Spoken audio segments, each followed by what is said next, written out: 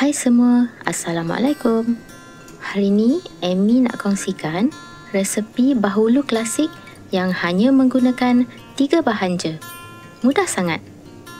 Kita guna sukatan nisbah 1:1, maksudnya gula 1 bekas, telur 1 bekas, tepung gandum 1 bekas. Untuk esen vanila, kita letak sikit je, cukup untuk hilangkan bau hanyir telur. Bekas Amy guna ni kecil je, jadi muat 2 biji je telur. Jadi bahan lain tu boleh letak sama banyak. Pukul telur dan gula hingga kembang dan gebu. Warna pun nanti akan bertukar jadi lebih pucat. Itu tanda dia dah cukup gebu. Kalau masih cair, teruskan pukul sampai dia dah cukup gebu.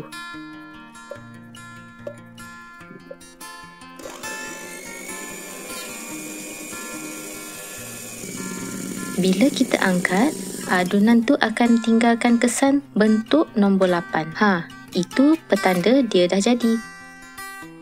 Masukkan tepung gandum ikut sukatan yang sama macam gula dengan telur tadi. Tips special dari Amy, sangai tepung dulu supaya hasilnya lebih ringan dan gebu. Dan jangan lupa ayak ya. Masukkan tepung sikit-sikit dan kaup balik perlahan-lahan. Adunan yang cantik akan jatuh berlipat-lipat. Itu yang kita nak.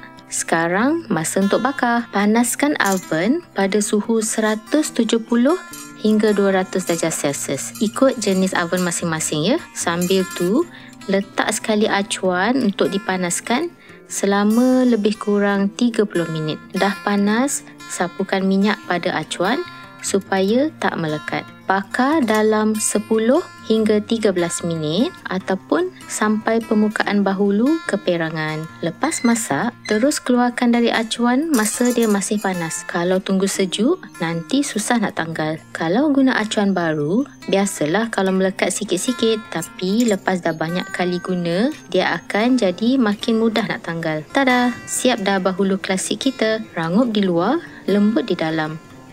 Memang nostalgia betul rasanya. Terima kasih kerana tengok sampai habis. Jumpa lagi di resepi akan datang. Bye!